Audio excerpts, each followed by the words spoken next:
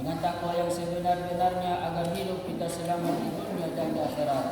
Dan janganlah sampai kita mati meninggalkan alam dunia yang fana ini, melainkan dalam keadaan muslim menetapi agama Islam, pasrah dan berserah diri kepadanya.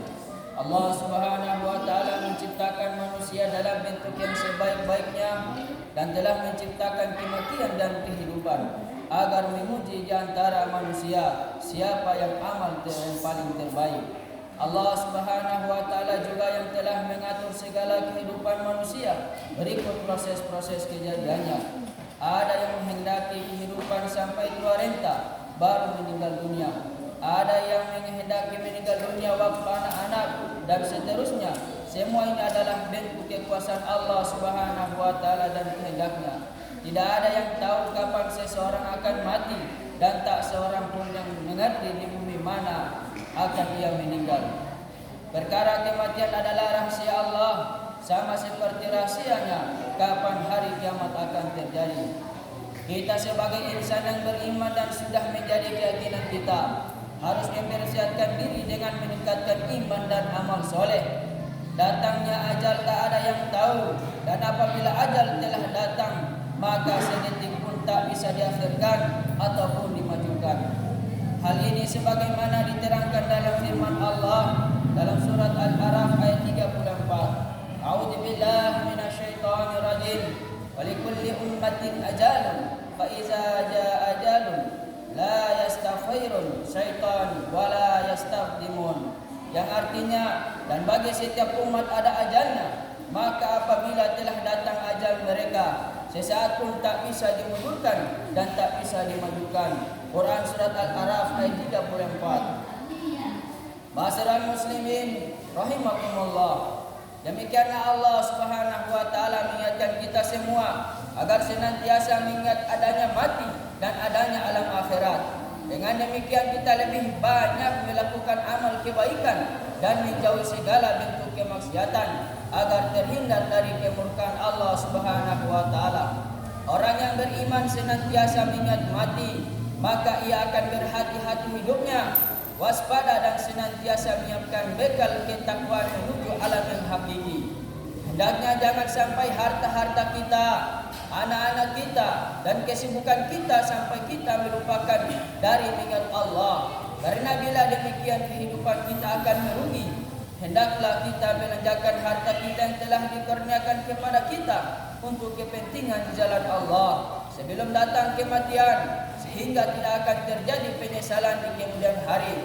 Allah telah berfirman dalam surat Al-Munafiqun ayat 9 sampai 11 yang artinya, wahai orang-orang yang beriman, janganlah sampai melalaikanmu harta dan anak-anakmu dari mengingat Allah. Maka mereka itu termasuk golongan orang-orang yang merugi dan belanjakan apa yang telah dikurniakan Allah kepada kalian di jalannya sebelum kematian mendatangi kalian. Lalu seseorang itu berkata, ya Tuhanku, seandainya ajalku tidak dekat dan bisa dimundurkan, maka saya akan bersedekah dan menjadi orang-orang yang soleh.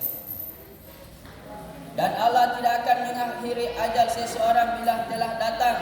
Dan Allah maha mewaspadai dengan apa yang kalian kerjakan. Quran surat Al-Munafiqun ayat 9 sampai 11. Ma'asyiral muslimin rahimakumullah. Marilah kita kembali memeriksa diri kita sendiri masing-masing. Kita mengadakan muhasabah atau introspeksi diri. Sudah siapkah kita untuk menghadapi maut? Pasti kita semua akan menjawab belum siap, karena kita belum banyak berbuat kebaikan, sedangkan dosa-dosa kita kian bertambah setiap hari. Umur semakin berkurang, berarti kematian sudah amat dekat, bahkan lebih dekat dari urat leher kita. Dalam syair Arab, Abu Nawas disebutkan yang artinya, dosa-dosaku bagaikan bilangan pasir, maka terimalah taubatku. Wahai Allah Maha Agung, umurku berkurang setiap hari, sedangkan dosaku kian bertambah tak terkira. Ma'asyiral muslimin rahimakumullah. Apa yang disampaikan Abu Nawas dalam syairnya yang populer yang tersebut dalam kitab Nasuh Ibnu Ibad karya Imam Nawawi patut kita senandungkan bersama-sama. Mari kita sekali lagi koreksi sebelum terlambat. mari kita bertaubat sebelum nyawa sampai ke tenggorokan, dan mari kembali ke jalan yang benar sebelum matahari terbit dari arah barat. Dan masih terbuka lebar-lebar pintu taubat jika kita telah banyak berbuat kebaikan, maka marilah kita tingkatkan mumpung selagi kita masih diberikan kesempatan untuk hidup di dunia ini. Bagi yang banyak melakukan kemaksiatan, marilah sadar dan hentikanlah kemaksiatan itu sekarang juga, karena ajal akan datang kepada kita tanpa pemberitahuan terlebih dahulu, tidak pandang bulu, tua ataupun muda. Jika ajal akan mendatangi kita, maka Allah Subhanahu wa taala berfirman, maka apabila ajal mereka telah datang, maka tidak dapat dimundurkan ataupun dimajukan sedikit pun. Masyarakat muslimin rahimakumullah. Jadi jika ajal itu telah datang, maka akan waktu itu juga tidak dapat ditangguhkan sedikit pun dan tidak dapat dipercepat meskipun sekejap. Oleh sebab itulah kita harus siap mulai sekarang. Jika kita dijemput oleh ajal, sementara kita telah banyak mengerjakan amal kebaikan, maka kita menjadi orang-orang yang beruntung, yang akan diberikan ganjaran yang besar yang telah dijanjikan oleh Allah Subhanahu wa taala, itu surganya Allah Subhanahu wa taala. Sedangkan sebaliknya, orang-orang yang banyak melakukan dosa dan belum bertaubat, lantas secara tiba-tiba ajal menjemputnya, maka penyesalanlah yang akan menemaninya. Ia akan mendapatkan balasan yang setimpal dengan kemaksiatan dan dosa yang pernah dilakukannya dahulu ketika hidup di dunia. Masyarakat muslimin rahimakumullah. Demikianlah pentingnya kita semua dalam menggunakan kesempatan umur kita di dunia ini dengan amal-amal kebaikan dalam rangka menggapai kebahagiaan hidup di dunia dan akhirat, sehingga kelak akan menjemput maut dalam keadaan husnul khatimah atau penghabisan usia yang baik. Amin. Masyarakat muslimin rahimakumullah. Semoga kita semua menjadi golongan hamba-hamba Allah yang senantiasa meningkatkan iman dan amal soleh agar menyiapkan diri dalam menghadapi maut, dan semoga khutbah singkat ini bermanfaat. Amin. Amin ya rabbal alamin. A'udzu billahi minasyaitonir rajim. Ya ayyuhallazina amanu taqullaha wal tanzur nafsun ma qaddamat lighad.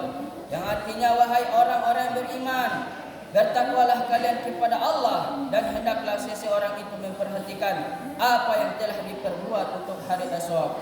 Barakallahu li wa lakum wa nafa'ani wa iyyakum bima fihi minal ayati wa dzikril hakim. Wa qur rabbighfir warham wa anta khairur rahimin.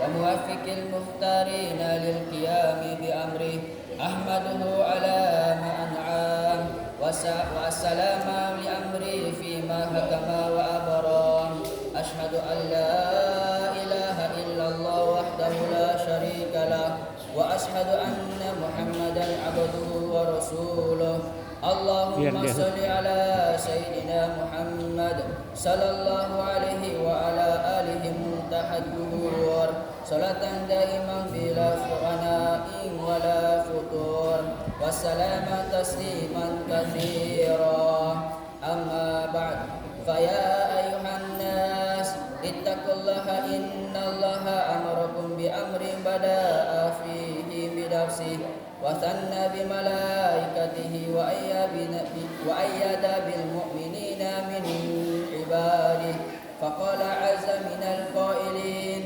إن الله وملائكته يصلون على النبي يا أيها الذين آمنوا صلوا عليه وسلموا تسليما اللهم صل وسلم وبارك عليه اللهم صل على سيدنا محمد ومرسلين وأنبيائك ورسولك وملائكتك المقربين وأهل طاعتك أجمعين اللهم اغفر للمؤمنين والمؤمنات والمسلمين والمسلمات آمين. إنك سميع قريب مجيب الدعوات. اللهم احفي عليهم ودائع أديانهم وأخرجهم من ضيق السجون إلى سعة أوطانهم ولا تجعلهم فتنة للظالمين ونجهم برحمتك من القوم الكافرين.